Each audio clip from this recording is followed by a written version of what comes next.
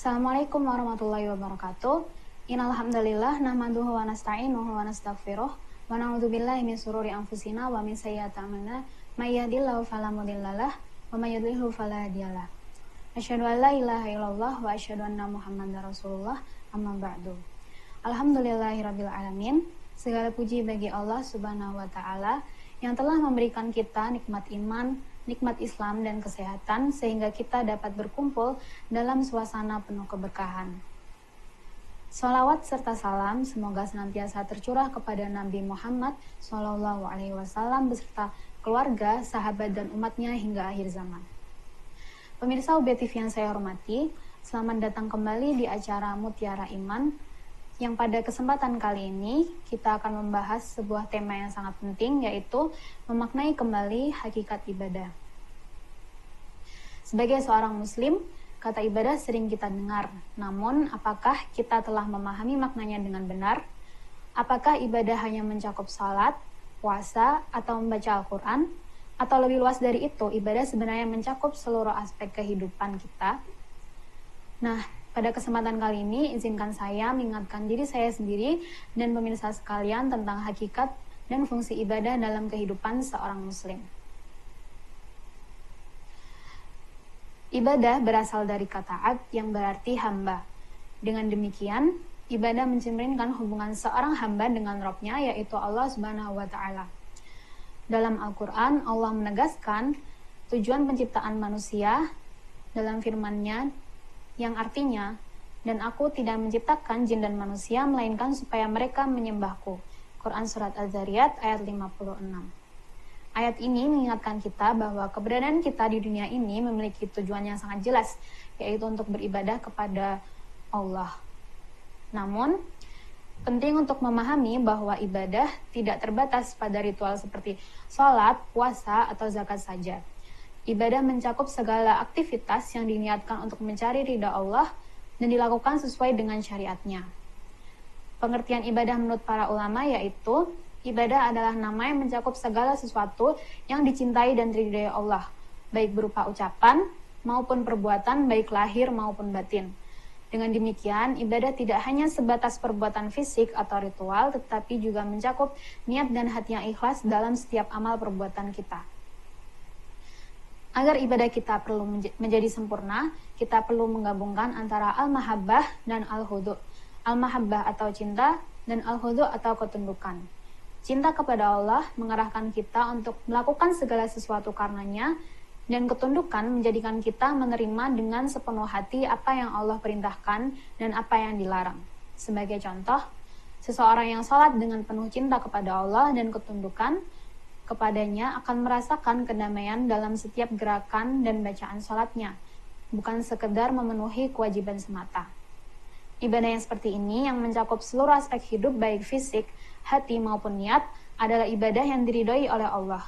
Setiap aktivitas yang kita lakukan, jika dilandasi oleh niat untuk mendapatkan ridha Allah, maka aktivitas itu menjadi bagian dari ibadah kita. Contoh lainnya, menuntut ilmu juga termasuk ibadah. Rasulullah SAW bersabda, barang siapa yang menempuh jalan untuk mencari ilmu, maka Allah akan memudahkan baginya jalan menuju surga. Hadis riwayat Muslim. Seorang pelajar yang belajar dengan niat untuk memperdalam ilmu agar bermanfaat bagi dirinya dan masyarakat, maka amalnya tersebut akan dicatat sebagai ibadah. Bahkan membaca buku atau menghadiri majelis ilmu juga bisa menjadi cara kita mendekatkan diri kepada Allah.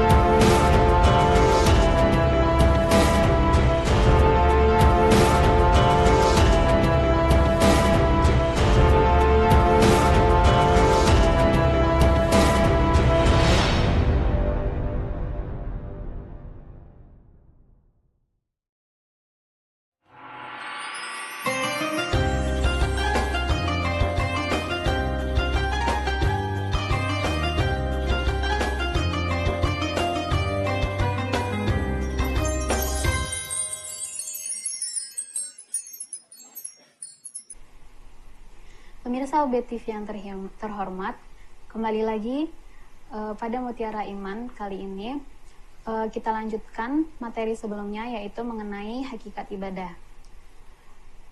Selanjutnya kita akan membahas mengenai fungsi ibadah.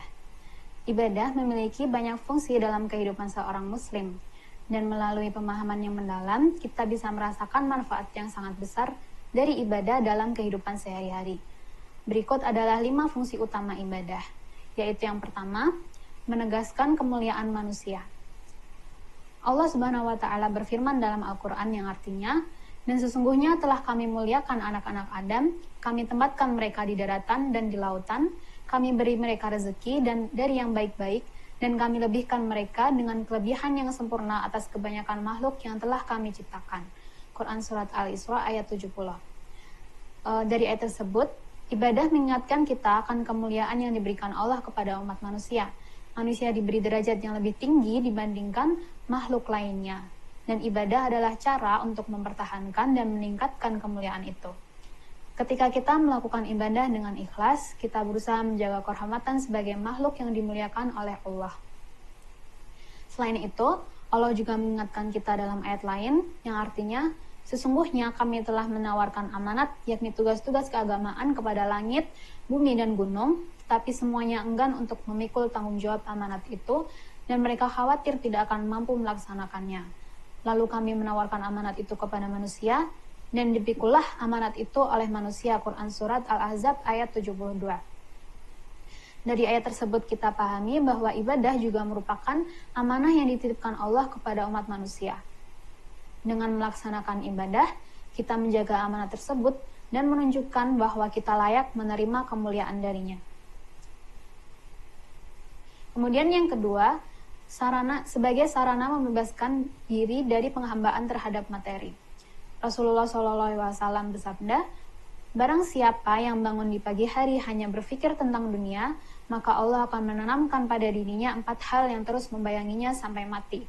Yang pertama yaitu kegelisahan yang tak pernah hilang, kesibukan yang tiada habis-habisnya, kefakiran atau selalu merasa kurang yang tidak pernah merasa cukup, dan angan-angan yang tak pernah ada habisnya. Hadis riwayat Ad-Dailami. Ibadah menjadi sarana untuk membebaskan diri dari penghambaan terhadap dunia dan materi. Ketika seseorang terfokus hanya pada dunia, ia akan merasa selalu kekurangan, gelisah, dan terjebak dalam rutinitas yang tak ada habisnya. Sebaliknya, dengan beribadah, kita akan memusatkan seluruh perhatian kita kepada Allah yang memberikan ketenangan dan ketentraman dalam hati.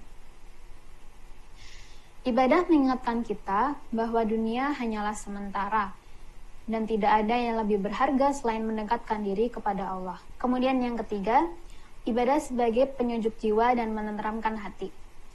Allah Subhanahu wa Ta'ala berfirman, orang-orang yang beriman dan hati mereka menjadi tentram dengan mengingat Allah, ingatlah hanya dengan mengingat Allah lah hati menjadi tentram. Quran Surat Ar-Ra'd ayat 28. Ibadah memiliki fungsi sebagai penyejuk jiwa. Ketika hati terasa gelisah, ingatlah Allah melalui zikir, sholat, atau membaca Al-Quran. Dengan melibatkan Allah dalam setiap aspek kehidupan, kita dapat merasakan kedamaian yang hanya bisa diberikan olehnya. Dalam kesulitan hidup, ibadah menjadi tempat kita untuk menemukan ketenangan batin. Karena kita tahu bahwa kita sedang berdialog dengan Sang Pencipta.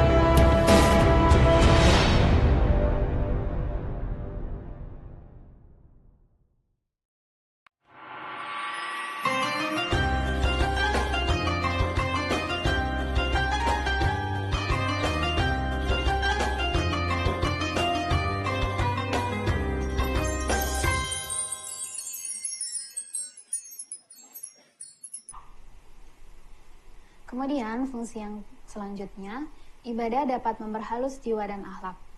Allah berfirman yang artinya, sesungguhnya beruntunglah orang-orang yang beriman, yaitu orang-orang yang khusyuk dalam sembahyangnya, dan orang-orang yang menjauhkan diri dari perbuatan dan perkataan yang tiada berguna, dan orang-orang yang menunaikan zakat, dan orang-orang yang menjaga kemaluannya.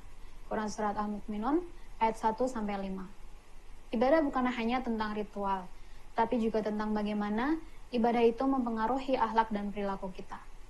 Ketika kita beribadah dengan khusyuk, kita dilatih untuk memiliki sifat sabar, rendah hati, dan jujur.